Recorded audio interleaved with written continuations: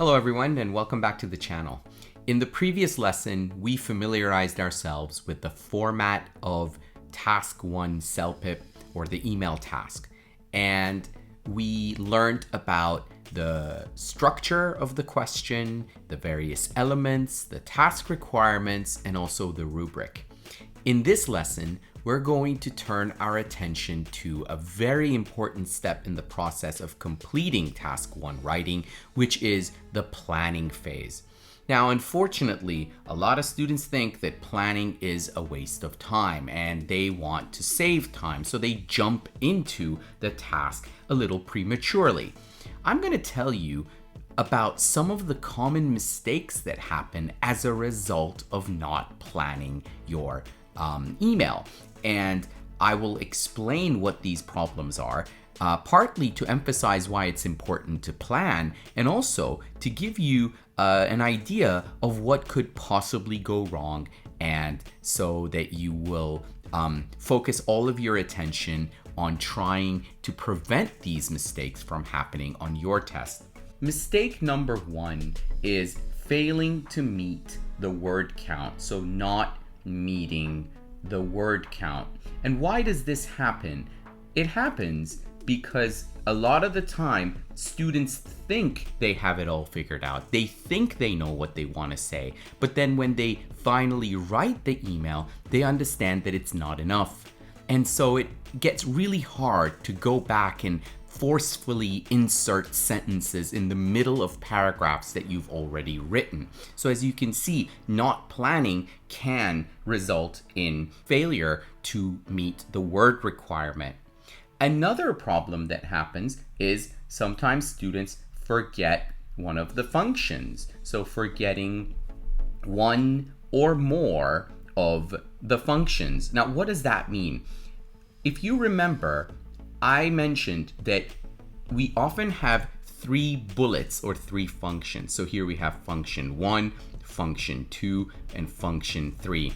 Now, it's very important that you address all of these functions when you're writing your email. If you miss any of them, or if the examiner feels that you haven't addressed one of them, then that's really going to impact your score in a negative way. So it's very important that you plan ahead and you know exactly where you're going to be fulfilling each of the required functions. Another problem that happens is when students merge the functions. So it's very important that you clearly separate these functions from each other. So you don't want to have 2 functions in the same paragraph, because it's very easy for the examiner to miss one of them, or it's equally easy for one or more of these functions to be not developed sufficiently. So make sure that they are always separate from each other. Sometimes students make another mistake, which is adding additional functions. Now, what does that mean? It means sometimes students write a paragraph fulfilling a function that's not even required by the question. And this happens because sometimes students read the prompt, they think they've understood it, then when they start writing, they realize that they might not have understood the functions very clearly, or they might even imagine that there has been a function. So, for example, the question never asks you to make a formal request, but then you think that that's what the question wants you to do, and so you add it. And that happens because of the whole exam situation and the conditions that you're in. So make sure you never add a function that's not required by the question. Running out of time is another problem. In many cases, students take the first task too easily. They think, oh, this is the easier task. This is the email task. I can do it. I've been doing this at home and I always have extra time on my hands. But when it comes to the test, things are different. The time restraints, the new questions, your strive for perfection, all of these might result in a failure to meet the timing requirements of the task. So make sure that you plan ahead so that you don't run out of time. Especially when you haven't planned, you commit to an idea and then you get stuck in the middle because you've already written 3 or 4 sentences and you either have to go back and change the idea entirely or you have to keep adding to it. And you're kind of stuck because you can't do any of these. So you end up wasting a lot of time trying to figure out what's the best way to go ahead. Finally, another problem is getting the tone wrong. So the wrong tone is another problem that happens. Now, remember, in CELPIP, it's very important that you maintain a consistent tone in your writing throughout. So watch out for these mistakes and make sure that you are careful not to have these sorts of problems in your writing. Okay, so if planning is so important, what do we exactly need to do? There are 2 steps to planning. Step number 1 is to determine the tone. So you need to figure out what tone you want to use in your writing. Now, most of the time in CELPIP, the tone is going to be semi-formal, and in some cases, we have had reports of an informal topic, but the majority of cases are semi-formal. And if you look at the official questions shared on the official CELPIP website, you'll see that the majority of them are semi-formal. Now, the reason I say semi-formal and not formal is because a formal letter would be like a block business type letter, and you are never going to be asked to write that kind of email. So the first step is to determine the tone. And if you are striving for a semi-formal tone, here are a few things that you should definitely take into consideration. Number 1, if you want to achieve a more formal tone in your writing, you have to first consider 2 elements. Number 1, you have to think about who is the recipient of your letter. So if you are writing a letter to someone that you don't know or someone you have not met before, then you're going to lean towards a more formal tone. In addition to the recipient, you also have to consider the main function of the letter. So why are you writing this email? If you are writing to apologize or if you're writing to complain about something, obviously your tone is going to be more formal. But if you're writing the email to thank someone, to invite someone, especially someone you know, then you're probably going to end up writing something that's more informal in tone. So definitely consider these 2 elements before you decide on the tone in your email. Now, a few things that you should do in order to make sure that your writing doesn't turn out too colloquial and spoken. Let's cover those very quickly. The first thing is avoid idioms. So try not to use idioms in your writing. So by idioms, I mean things like cool, oh, it's all good, this is wacky. So these are expressions that people use in spoken English, and they should be reserved only to spoken English, and you should try to avoid these in writing. Avoid also contractions. So contractions are short forms, right? So for example, instead of saying isn't, just say is not. Instead of saying don't, just say do not. Can't, cannot. So do not merge these words together. Instead, try to use the uncontracted form.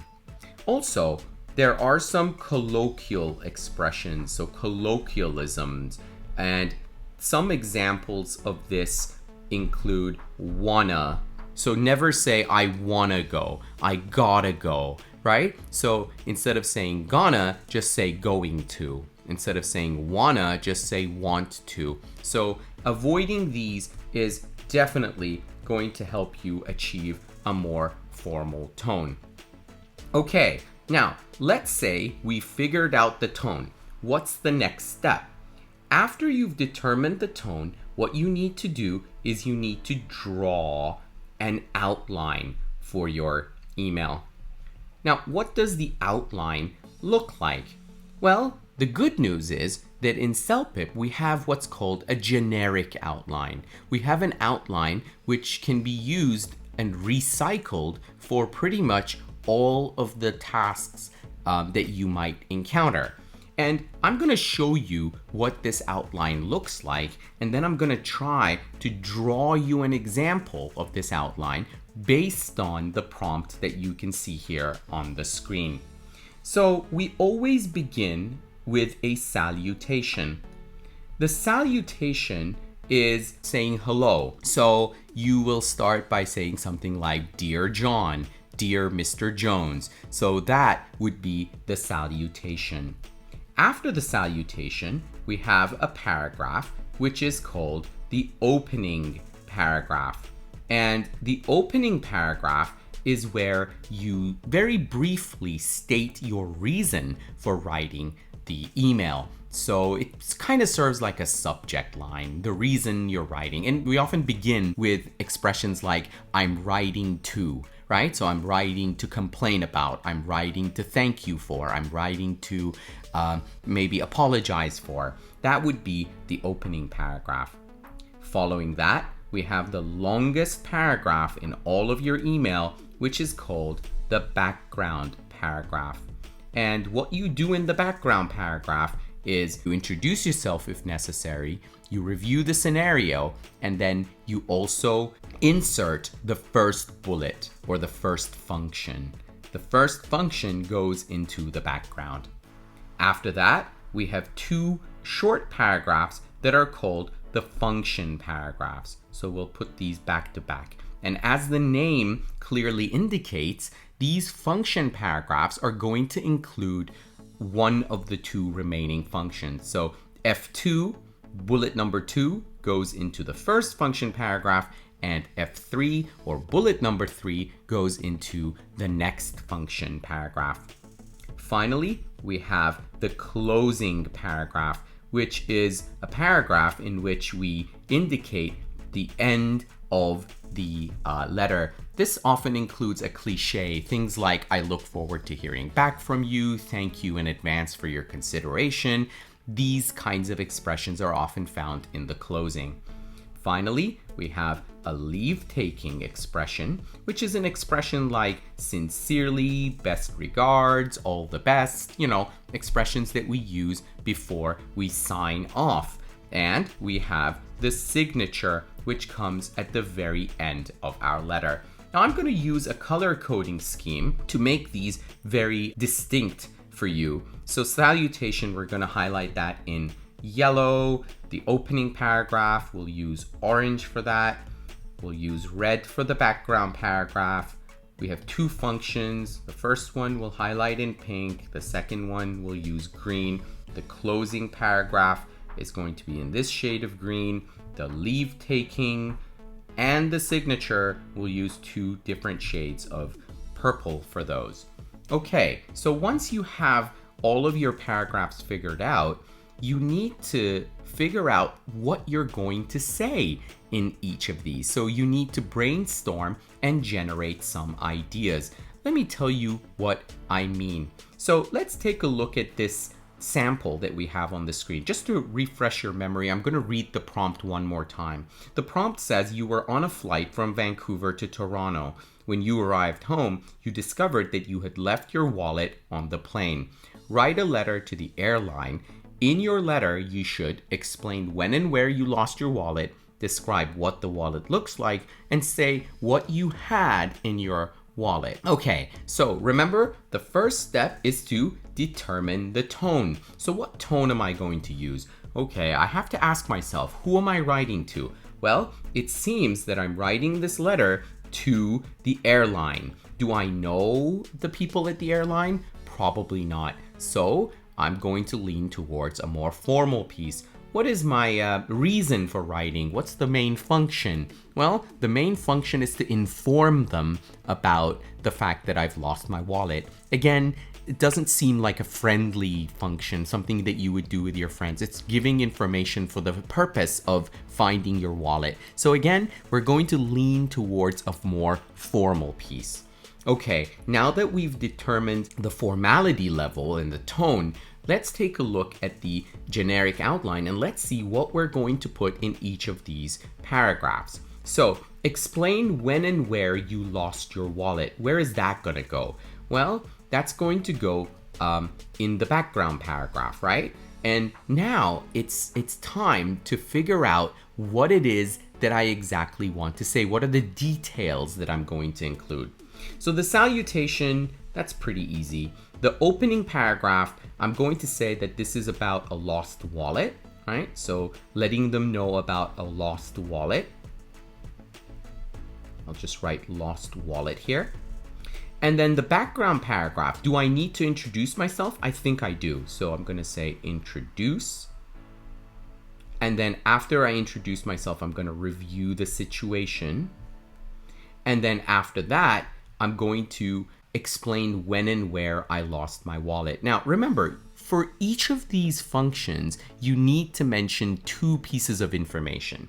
So, for example, in this case, I'm going to say that I lost my wallet on the plane, and then maybe I'll mention that I left it on my seat, right? So as you can see, I'm not just writing down that F1 goes into the background, but I'm also trying to include some details, some information. So instead of trying to figure out these details as I'm writing, I'm better off writing them down and figuring them out, at least in my head, before I begin typing out my response.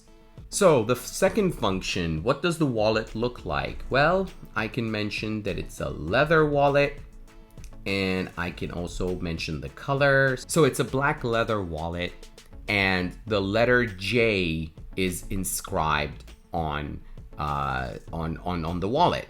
So you see some details that will help them find the wallet for me. And then finally, say what you had in your wallet. Well, we could say I had $200 in my wallet. I have my driver's ID card, my driver's license, right? That's another thing that I have in my wallet. So 2 points is enough. You need 2 pieces of information. If you have less than that, then your idea might be considered to be underdeveloped. So, as you can see, I figured out my outline. I figured out the ideas that I'm going to place in each of these paragraphs. And now it's time for me to begin writing. Now, in the next few videos, I'm going to explain each of these different parts of the letter, each of these different components of the letter, one by one. We'll look at the salutation, the opening paragraph, the background paragraph, how to write the function paragraphs, the closing, the leave taking, and the signature individually. The next video is specifically going to focus on the salutation. All right, guys, I hope you enjoyed watching this video. Thanks for following the channel. Thanks for all your support, and I look forward to seeing you in the next one.